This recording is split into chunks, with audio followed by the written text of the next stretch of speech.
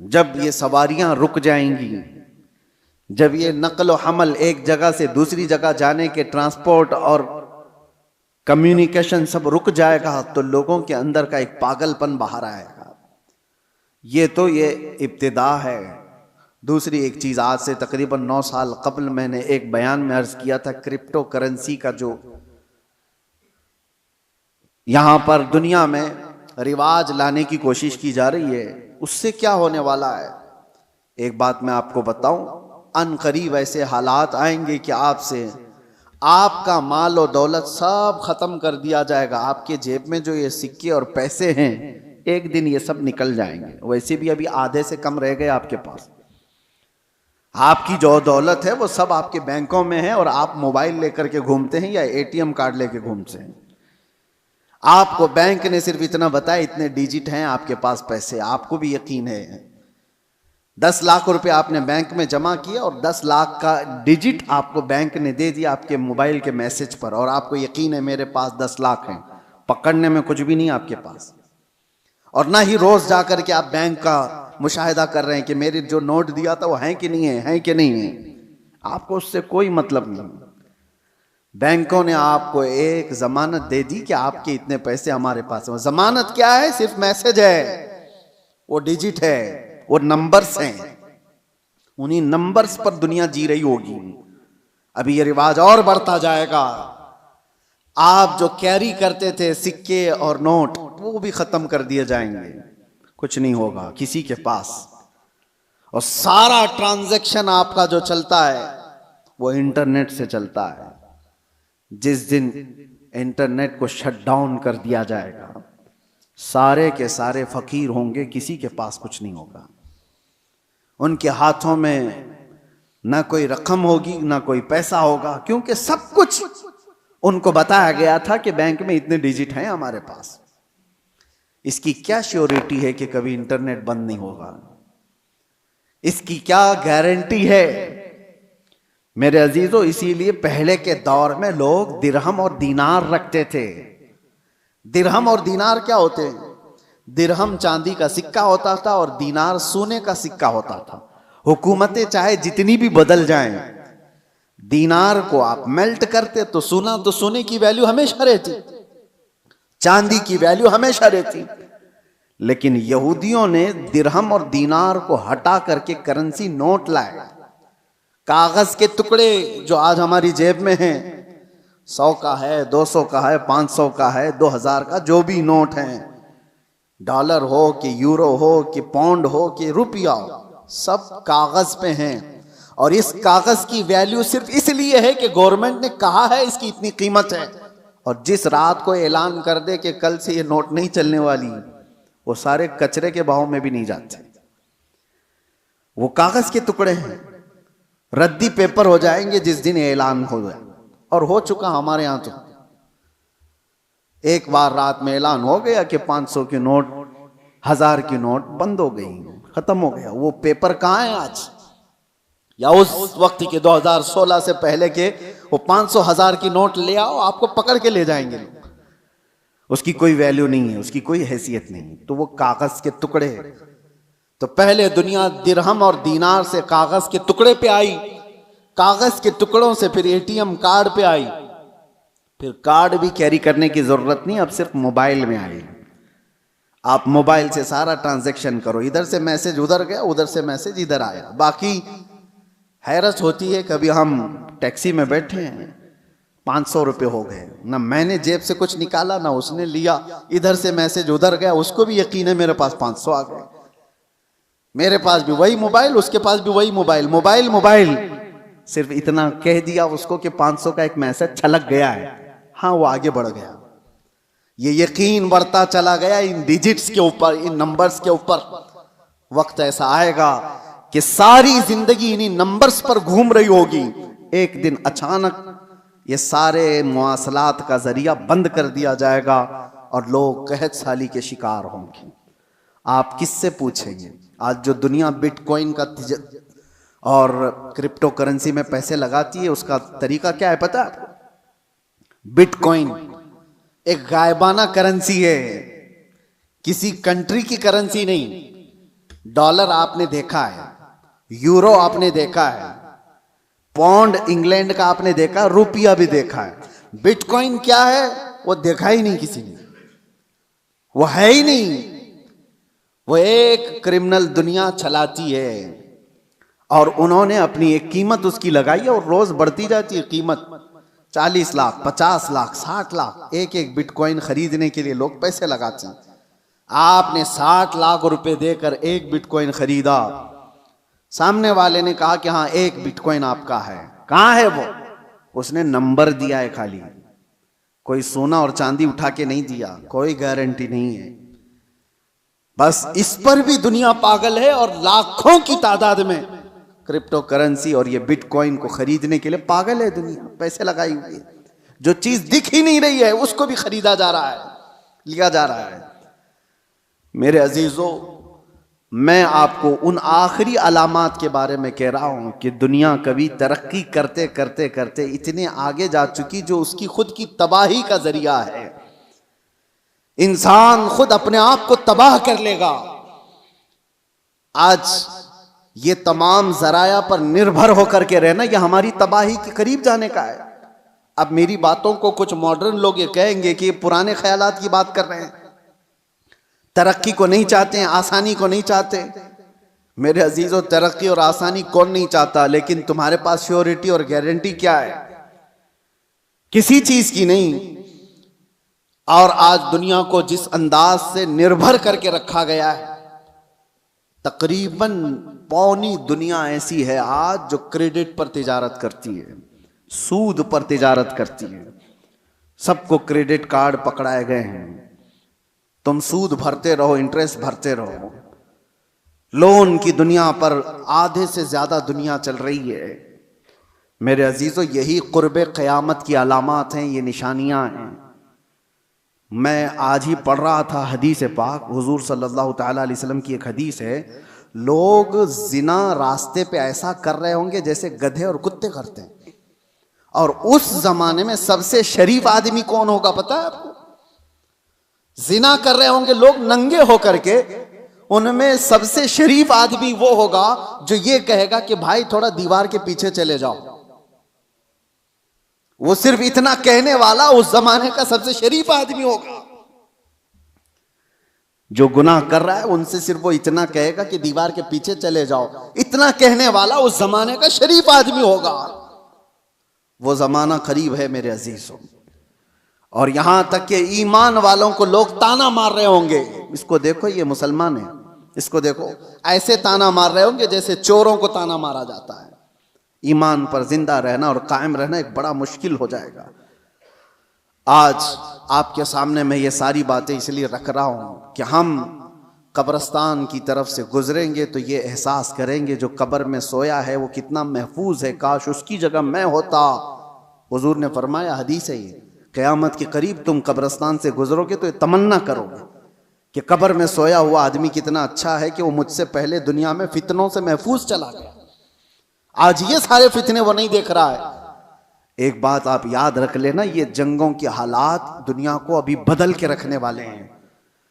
अगले साल तक अल्लाह ने अगर जिंदगी दी तो देखना दुनिया का नक्शा बदल चुका होगा, जीने के अंदाज बदल चुके होंगे, बहुत सारी नई चीजें आपको सुनने में आएंगी और देखने को मिलेंगी, तौर तरीके बदल चुके होंगे। अचानक होने वाले हालात पूरी दुनिया को एकसर बदल कर रखेंगे। इसलिए हर घड़ी आप एक्टिव रहो कि ईमान के साथ दुनिया से जाना है। इन फितनों के दौर में हर घड़ी आप अपने ईमान की हिफाजत की फिक्र करो। अब जो दौर आ रहा है इससे खतरनाक दौर दुनिया की इब्तिदा से लेकर अब तक नहीं आया, कभी नहीं। इससे ज्यादा खतरनाक दौर कभी पहले नहीं आया। जो आने वाला है वो दज्जाल के ज़हूर का जमाना है। नबी अकरम सल्लल्लाहु अलैहि वसल्लम ने फरमाया, रुए जमीन पर सबसे बड़ा फितना होगा दुनिया का। और नबी आखिरुज़्ज़मा खुद दुआ करते थे अल्लाह की बारगाह में कि अल्लाह मुझे दज्जाल की फितनों से महफूज रख। तो सैयदुल अंबिया जिसकी दुआ करके पनाह मांगते हो, हमारा हशर क्या होगा, हमारा हाल क्या होगा। जिसको बचने की फिक्र होगी अल्लाह उसकी हिफाजत करेगा। जो बचने की फिक्र ही नहीं करता हो, खौफ ही ना हो उसके दिल के अंदर, फिर तो वो ख़त्म हो जाएगा। अब मैं एक और हदीस बयान करके मेरे अपने मौजू के सिलसिले में, मैंने आज क्यों छेड़ा इसको, ईरान, अमेरिका, इजराइल, ये दुनिया में अभी सबकी ज़ुबानों पर चल रहे जंग के हालात हैं। इस दौरान मैंने हदीस ये पढ़ा कि दज्जाल के जाहिर होने का वक्त जो है वो अल्लाह बेहतर जाने, लेकिन जो जगह है नबी पाक सल्लल्लाहु अलैहि वसल्लम ने फरमाया वो भी ईरान की तरफ से ही जाहिर होगा। दज्जाल के जाहिर होने की जगह जो बताई गई वो मशरिक की तरफ से जाहिर होगा। ईरान का एक शहर है इस्फहान। नबी पाक सल्लल्लाहु तआला अलैहि वसल्लम फरमाते हैं यतबउद दज्जाल मिन इस्फहान 70 अल्फन। हुजूर फरमाते हैं इस इस्फहान शहर से 70,000 यहूदी दज्जाल की फौज में शामिल होंगे। अब ये इस्फहान कहाँ है? इस्फहान तो ये ईरान का शहर है। 70,000 यहूदी हैं यहां पर? नहीं, लगते तो नहीं है, लेकिन हदीस पाक है। अल्लाह के नबी सल्लल्लाहु अलैहि वसल्लम ने फरमाया 70,000 यहूदी दज्जाल की जमात में दाखिल होंगे। वो ईरान के इस शहर से दाखिल होंगे, उसकी फौज में आएंगे। हो सकता है लोग मेरे इस बयान को यूं कह रहे हो कि ये ईरान के खिलाफ बोल रहे हो। मेरे अजीजों, आज जिन हालात और जो कैफियत को हम देख रहे हैं, हम मजलूमों के साथ खड़े, जालिम के साथ कभी नहीं खड़े होंगे। इस्लाम की खासियत है ये, जालिम के साथ कभी नहीं खड़े होंगे। जालिम अमेरिका है, जालिम इजराइल के यहूदी हैं, पूरी दुनिया को इन्होंने जुल्म की चक्की में पीसा है। लेकिन ईरान की जो कैफियत होगी, 70,000 यहूदी वहां से निकलेंगे और दज्जाल की जमात में आएंगे, तो इतना लगता है कि गालिबन ईरान पर यहूदियों का ऐसा कब्जा होगा, तभी तो वहां 70,000 यहूदी होंगे। वो दौर आएगा। आज जिस हालत में ईरान लड़ रहा है, चंद बातें लोगों को खुश कर रही हैं। ईरान ने इतना ठोका, इतना मारा, हो सकता है, और यहूदियों को और सुपर पावर को घुटने टेकने पर मजबूर किया। ये वक्ती ताकत हो सकती है और अल्लाह कामयाबी दे। हम इसके खिलाफ नहीं हैं, लेकिन हदीस पाक, मुझे इस हदीस पाक से ये लगता है वो वक्त आएगा जब ईरान पर यहूदियों का एक गलबा होगा, तभी तो वहां से दज्जाल की जमात में लोग शामिल होंगे। दूसरी हदीस ये भी मैं बताऊं, इमाम मेहदी जब जाहिर होंगे तो फरमाएगा इमाम मेहदी की जो फौज होगी वो कुस्तुनतुनिया को फतह करेगी। कुस्तुनतुनिया क्या है? कॉन्स्टेंटाइन जिसको कहा जाता है, ये इस्तांबुल शहर है जो आज का टर्की का शहर। अब हदीस सुनो, इस्तांबुल शहर क्यों फतह होगा? वहां तो मुसलमान है। आज जो हालात हैं इस्तांबुल में, अजानों की आवाजें गूंज रही हैं, लोग नमाज पढ़ रहे हैं, फिर इमाम मेहदी क्यों फतह करेंगे? लगता इससे भी यह है कि यह भी शहर मुसलमानों का नहीं होगा उस वक्त, ये भी ईसाई और यहूदियों के हाथ में जा चुका होगा और इमाम मेहदी के ज़माने में उसको फतह किया जाएगा। और हदीस के जो अल्फाज मिलते हैं, तरतीब, पहले क्या होना है, इमाम मेहदी ज़ाहिर होंगे, वो दिमश्क की तरफ लोगों को लेकर जाएंगे और फिर ये जंग होगी और फतेह कुस्तुनतुनिया होगा, यानी इस्तांबुल फतह होगा। वो तो सिर्फ 2 तकबीर पर फतह हो जाएगा, ये रिवायत में मिलता है। इमाम मेहदी और मोमिनीन की जो जमात है वो शहर के बाहर खड़े होकर अल्लाहु अकबर कहेगी, आधा शहर फतह हो चुका होगा। दूसरी बार अल्लाहु अकबर कहेंगे, शहर फतह हो चुका होगा। बड़ी जंग का जिक्र नहीं है, और फतह हो चुका होगा। उसी वक्त ये अफवाह फैल जाएगी दुनिया में कि दज्जाल जाहिर हो गया है और उसका फितना मशहूर हो गया है। तो इमाम मेहदी के साथ जो लोग होंगे वो दज्जाल के मुकाबिल में वहीं से निकलेंगे। तो इमाम मेहदी के मुतालिक जो बात है, अभी जो मैंने कहा कुस्तुनतुनिया, ये भी इस्तांबुल शहर उस वक्त शायद हम मुसलमानों के हाथ में नहीं होगा, तभी तो फतह होगा। और तीसरी एक खास बात, जो बात मैंने छेड़ा था, हुजूर फरमाते हैं जो मुजाहिदीन उस अखीर ज़माने की जंग में शरीक होने वाले हैं, हुजूर फरमाते हैं अल्लाह ने उन पर आग को हराम फरमा दिया। वो रुए ज़मीन के बेहतरीन लोग होंगे जो इमाम मेहदी की फौज में शामिल होकर मुकाबला कर रहे होंगे दज्जाल से। लेकिन साथ में हुजूर फरमाते हैं, अब सुनिए तवज्जो, जिस जुमले पर मुझे बहुत ज्यादा ताज्जुब है। फरमाते हैं हुजूर कि मैं यहीं से उनके घोड़ों के रंग को भी देख रहा हूं। नबी पाक सल्लल्लाहु ताला अलैहि वसल्लम मुखबिर सादिक हैं, वो गैब की खबर जानते हैं, बाद के हालात देख रहे हैं, अल्लाह ने उनको इल्म अता किया। ये सब अपनी जगह पर, यह हमारा अकीदा है। लेकिन इस जुमले पर तवज्जो करे, क्या उस जमाने की फौज घोड़े पर बैठी होगी? हुजूर फरमाने में उनके घोड़ों का रंग देख रहा हूं। तो इसी हदीस से मुझे यह कहना पड़ा, शायद दुनिया जहां से शुरू हुई थी वहीं से वापस आ जाएगी। दौर ऐसा आ जाएगा कि जहां से दुनिया शुरू हुई थी वो घोड़सवारी थी, सवारियां थी।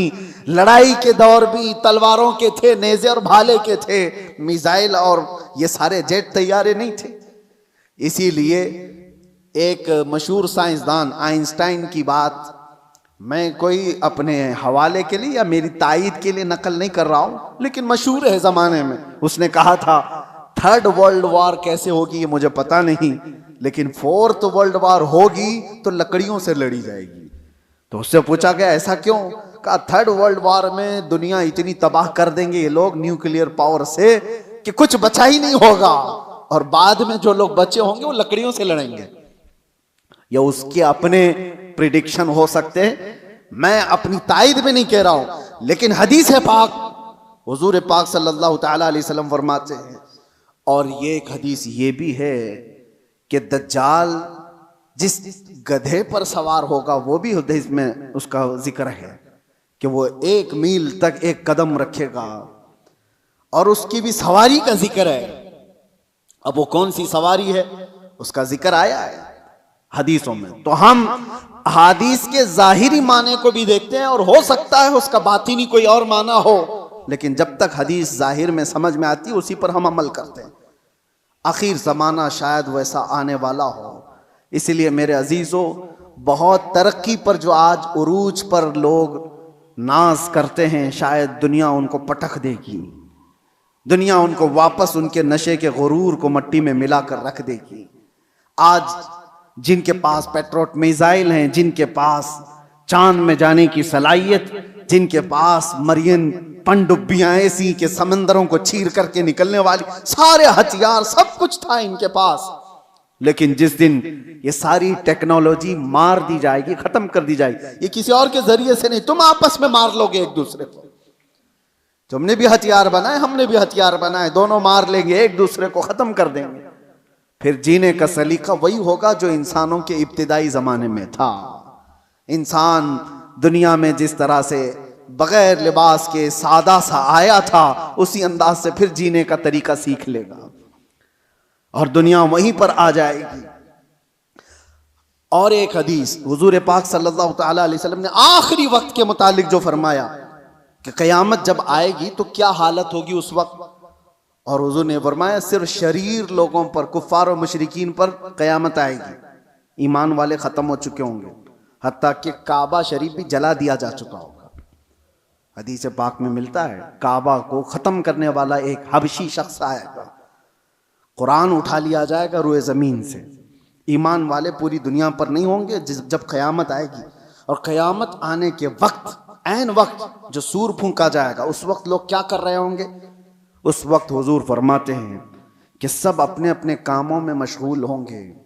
कोई खेती बाड़ी कर रहा होगा, हल चला रहा होगा, कोई कपड़ा काट रहा होगा, और वो वहीं से अपनी कैंची फेंक देगा, हल चला रहा होगा वहीं फेंक देगा, वो आवाज़ सुनते ही, यहाँ तक कि हामिला औरत के पेट से बच्चा निकल जाएगा उस आवाज़ की दहशत से। दूध पिलाने वाली माँ अपने बच्चे को फेंक देगी। ये जो हदीस में है, वहाँ पर भी दुनिया की बड़ी तरक्कियात का जिक्र नहीं है। ये नहीं है कि बहुत हाई फाई इंटरनेट में आदमी बैठा होगा या मशीनें चला रहा होगा, वहाँ पर भी हदीस में जिक्र मिलता है कि हल चला रहा होगा, कैंची काट रहा होगा। फिर मुझे यही कहना पड़ता है कि दुनिया जहाँ से शुरू हुई थी उन्हीं हालात पर आ जाएगी। ये कैंची हाथ में लेगी और हल हाथ में लेगी, जमीन में बीज बोएगी और फसल उगाएगी, और जब आएंगे तो चक्की पीस करके अपने घर के खाने का इंतजाम करेगी। बहरहाल जो भी हालात हैं, हम दुनिया के आखिरी वक्त पर आ चुके हैं। और एक ये भी बात मैं कह करके जाता हूं, बाज बुजुर्गों ने फरमाया इमाम मेहदी कब जाहिर होंगे, तो उसके मुतालिक बुजुर्गों ने फरमाया जब सारे मोमिनीन दुआ करने लग जाएं कि ऐ अल्लाह इमाम मेहदी को जाहिर फरमाते, तो अल्लाह तबारक व तआला करीब है कि उनको जाहिर फरमाएगा। लेकिन आज की सिचुएशन ये है, मैं देखता हूँ हम सारी दुआएं करते हैं, क्या मोमिनीन की आम जमातें इमाम मेहदी के जाहिर होने की दुआ करते हैं? कहीं ये दुआ का भी रिवाज आम हो जाए कि अल्लाह इमाम मेहदी को जाहिर फरमाते।